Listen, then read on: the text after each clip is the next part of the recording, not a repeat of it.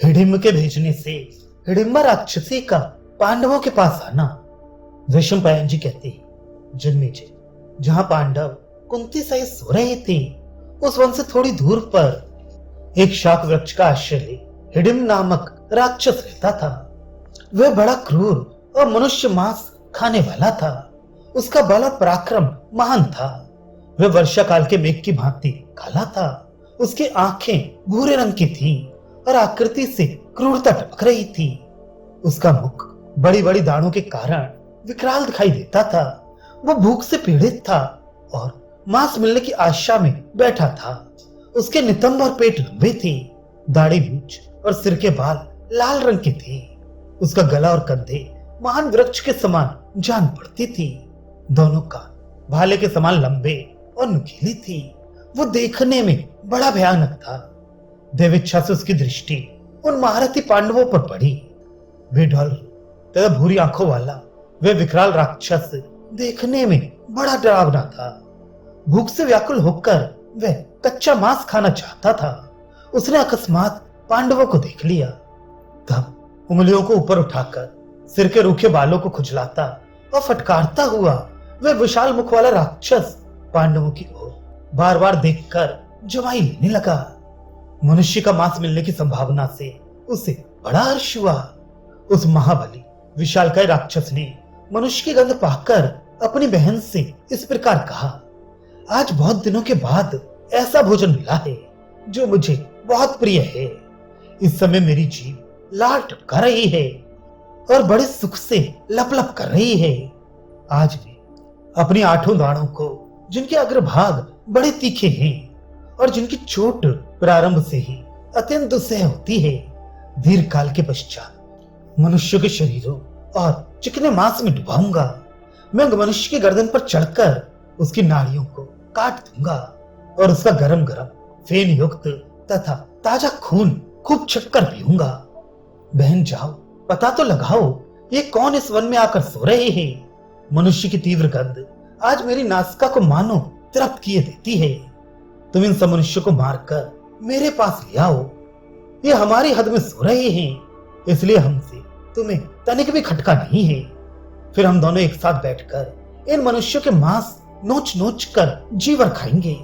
तुम मेरी इस आज्ञा का तुरंत पालन करो। इच्छानुसार मनुष्य मांस खाकर हम दोनों ताल देते हुए साथ साथ अनेक प्रकार के नृत्य करें। भरतश्रेष्ठ, उस वन में हिडिंब की कहने पर हिडिंबा अपने भाई की बात मानकर बड़ी उतावली के साथ उस स्थान पर गई जहां पांडव थे। वहां जाकर उसने कुंती के साथ पांडवों को सोते और किसी से परास्त न होने वाले भीमसेन को जागते देखा। धरती पर उगे हुए साखू के पौधे की भांति मनोहर भीमसेन को देखते ही वह राक्षसी मुग्ध हो उन्हें चाहने लगी। इस पृथ्वी पर वे अनुपम रूपवान थे। उसने मन ही मन सोचा, इन श्याम सुंदर तरुण वीर की भुजाएं बड़ी बड़ी हैं, कंधे सिंह के से हैं, ये महान तेजस्वी हैं। इनकी ग्रीवा शंख के समान सुंदर और नेत्र कमल दल के सदृश विशाल हैं। ये मेरे लिए उपयुक्त पति हो सकती हैं। मेरे भाई की बात क्रूरता से भरी है, अतः मैं कदापि उसका पालन नहीं करूंगी। नारी के हृदय में पति प्रेम ही अत्यंत प्रबल होता है। भाई का सौहार्द उसके समान नहीं होता। इन सबको मार देने पर इनके मांस से मुझे और मेरे भाई को केवल 2 घड़ी के लिए तृप्ति मिल सकती है, और यदि न मारूं तो बहुत वर्षों तक इनके साथ आनंद भोगूंगी। हिडिंबा इच्छानुसार रूप धारण करने वाली थी। वह मानव जाति की स्त्री के समान सुंदर रूप बनाकर लजीली लल्ला की भांति धीरे धीरे महाबाहु भीमसेन के पास गई। दिव्य आभूषण उसकी शोभा बढ़ा रहे थे। तब उसने मुस्कुराकर भीमसेन से इस प्रकार पूछा, ये देवताओं के समान सुंदर रूप वाले पुरुष कौन हैं जो यहाँ सो रहे हैं? और अनग ये सबसे बड़ी उम्र वाली श्यामा सुकुमार देवी आपकी कौन लगती हैं जो इस वन में आकर भी ऐसी निशंक होकर सो रही हैं, मानो अपने घर में ही हो। इन्हें यह पता नहीं है कि यह गहन वन राक्षसों का निवास स्थान है। यहाँ हिडिंब नामक पापात्मा राक्षस रहता है। वो मेरा भाई है। उस राक्षस ने दुष्ट भाव से मुझे यहाँ भेजा है। देवोपम भी वे आप लोगों का मांस खाना चाहता है। आपका तेज देव कुमारों का सा है। मैं आपको देखकर अब दूसरे को अपना पति बनाना नहीं चाहती। मैं ये सच्ची बात आपसे कह रही हूँ। धर्मज्ञ, इस बात को समझकर आज मेरे प्रति उचित बर्ताव कीजिए। मेरे तन मन को कामदेव ने मत डाला है। मैं आपके सेवका हूँ, आप मुझे स्वीकार कीजिए। महाभाव, मैं इस नरभक्षी राक्षस से आपकी रक्षा करूंगी। हम दोनों पर्वतों की दुर्गम कंदराओं में निवास करेंगे। अनग आप मेरे पति हो जाइए। वीर, आपका भला चाहती हूँ। कहीं ऐसा ना हो कि आपके ठुकराने से मेरे प्राण ही मुझे छोड़कर चले जाए। शत्रुदमन, यदि आपने मुझे त्याग दिया तो मैं कदापि जीवित नहीं रह सकती। मैं आकाश में विचरने वाली हूँ। जहां इच्छा हो वहीं विचरण कर सकती हूँ। आप मेरे साथ भिन्न भिन्न लोकों और प्रदेशों में विहार करके अनुपम प्रसन्नता प्राप्त कीजिए।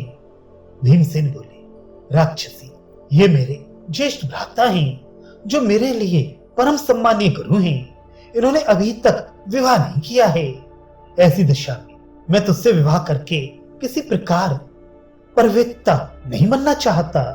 कौन ऐसा मनुष्य होगा जो इस जगत में सामर्थ्यशाली होते हुए भी सुख सूरत सोए हुए इन बंधुओं को, माता को तथा बड़े भ्राता को भी किसी प्रकार आरक्षित छोड़कर जा सके। मुझ जैसा कौन पुरुष काम पीड़ित की भांति इन सोए हुए भाइयों और माता को राक्षस का भोजन बनाकर अन्यत्र जा सकता है। राक्षसी ने कहा, आपको जो प्रिय लगे मैं वही करूंगी। आप इन सब लोगों को जगा दीजिए। मैं इच्छा अनुसार उस मनुष्य भक्षी राक्षस से इन सबको छुड़ा लूंगी। भीमसेन ने कहा, राक्षसी, मेरे भाई और माता इस वन में सुखपूर्वक सो रहे हैं। तुम्हारे दुरात्म भाई के भय से इन्हें जगाऊंगा नहीं। वीर सुलोचनी, मेरे पराक्रम को राक्षस, मनुष्य, गंधर्व तथा यक्ष भी नहीं सह सकते हैं। अथाभद्रे, तुम जाओ या रहो, अथवा तुम्हारी जैसी इच्छा हो वही करो। तनवंगी, अथवा यदि तुम चाहो तो अपने नरवास भाची माई को ही भेज दो।